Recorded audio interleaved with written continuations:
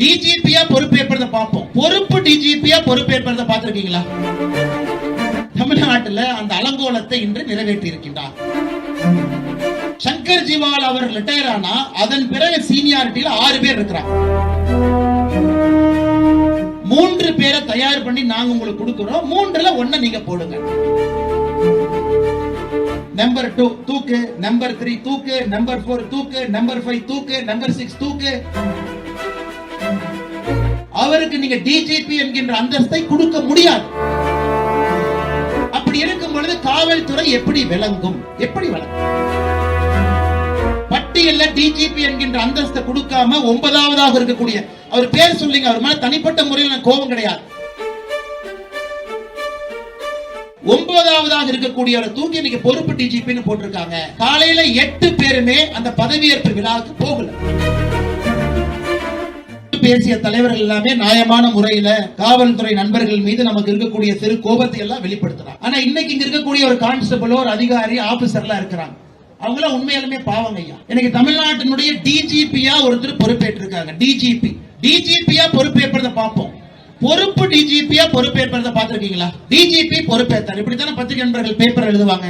பொறுப்பு டிஜிபி பொறுப்பேற்றார் எங்கேயாச்சும் பார்த்திருக்கீங்களா? தமிழ்நாட்டில் அந்த அலங்கோலத்தை இன்று நிறைவேற்றி இருக்கின்றார். எதற்கு? சங்கர் ஜிவால் அவங்க ரிட்டையர் ஆயிட்டார். இன்னைக்கு ரிட்டையர் ஆகிறார். ரிட்டையர் ஆகிற அன்னைக்கு புது டிஜிபி பொறுப்பேற்க. சங்கர் ஜிவால் அவர் ரிட்டையர் ஆனா அதன் பிறகு சீனியாரிட்டியில 6 பேர் இருக்கிறாங்க. 6 பேர்ல முதல் 3ல ஒருத்தர் பொறுப்பேற்க. உடனே முதலமைச்சர் லிஸ்ட் எடுத்து பார்க்கிறார். இந்திய அரசு உச்சநீதிமன்றம் என்ன சொல்றாங்கன்னா, ஒரு டிஜிபி ஓய்வு பெறுவதற்கு 6 மாசம் இருக்கிறப்பவே அந்த லிஸ்ட் யூபிஎஸ்சிக்கு அனுப்புங்க. 3 பேரை தயார் பண்ணி நாங்க உங்களுக்கு கொடுக்கிறோம். 3ல 1 நீங்க போடுங்க. 6 மாதமாக ஒரு பெயரையும் கூட அனுப்பல. முதலமைச்சர் லிஸ்ட் எடுத்து பார்க்கிறார். இவங்களா? Seniority number 1 Seema Agarwal, right. இவங்க நம்ம ஆட்சிக்கு எதிராக இருப்பாங்க. தூக்கு. நம்பர் 2 தூக்கு, நம்பர் 3 தூக்கு, நம்பர் 4 தூக்கு, நம்பர் 5 தூக்கு, நம்பர் 6 தூக்கு.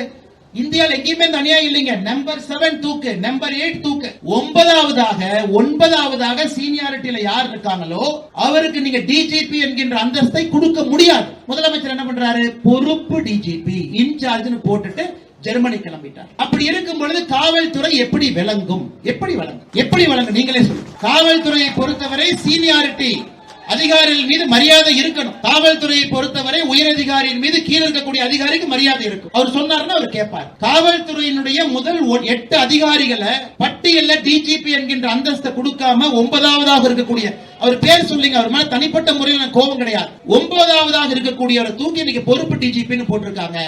காலையில 8 பேருமே அந்த பதவியேற்பு விழாவுக்கு போகல. பத்திரிகை நண்பர்கள் ரிப்போர்ட் பண்ணணும். அந்த பொறுப்பு ஏற்கக்கூடிய நிகழ்வுல தமிழ்நாட்டில் இருக்கக்கூடிய முதல் 8 அதிகாரிகள் போகவே இல்லை. எப்படி காவல்துறை விளங்கும்? எப்படி காவல்துறை பெண்களை பாதுகாப்பாங்க?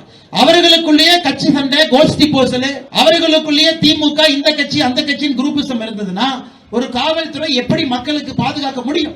காவல்துறையை பொறுத்தவரை கீழ்மட்டத்தில் இருக்கிறவங்க ரொம்ப நல்லவங்க, பாவம். ஆனா மேலே இருந்து சரியான முறையில யாருமே அவங்ககிட்ட எதுவுமே பேசுறது இல்லை. அதனால அவங்களுடைய கையை கட்டி போட்டு விட்டு ஓடுனா எப்படி காவல்துறையினுடைய கையை கட்டி போட்ட பிறகு எப்படி அவர்களால் ஓட முடியும்?